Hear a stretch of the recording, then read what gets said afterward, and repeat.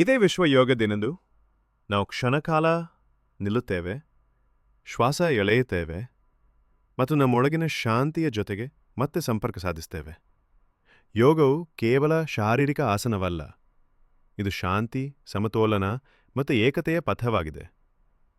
ಕೋಲಾಹಲದಿಂದ ತುಂಬಿರುವ ಜಗತ್ತಿನಲ್ಲಿ ನಿಶ್ಶಬ್ದತೆಯ ಒಂದು ಪ್ರಯಾಣ, ಮೌನದಲ್ಲಿನ ಶಕ್ತಿ ಮತ್ತು ಸಮ್ಮಿಲನದಿಂದ ಸಂಭವಿಸುವ ಗುಣಮಟ್ಟದ ಬದುಕು. ಈ ದಿನವು ನಮಗೆ ನೆನಪಿಸಲಿ, ನಿಜವಾದ ಆರೋಗ್ಯ ನಮ್ಮೊಳಗಿಂದ ಪ್ರಾರಂಭವಾಗುತ್ತೆ. ಯೋಗದ ಆತ್ಮವನ್ನು ಆಚರಿಸೋಣ, ಬದುಕನ್ನು ಹಬ್ಬವನ್ನಾಗಿಸೋಣ. ವಿಶ್ವ ಯೋಗ ದಿನದ ಹಾರ್ದಿಕ ಶುಭಾಶಯಗಳು.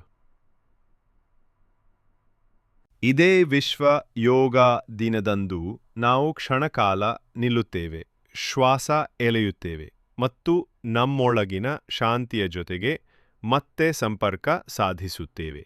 ಯೋಗವು ಕೇವಲ ಶಾರೀರಿಕ ಆಸನವಲ್ಲ, ಇದು ಶಾಂತಿ, ಸಮತೋಲನ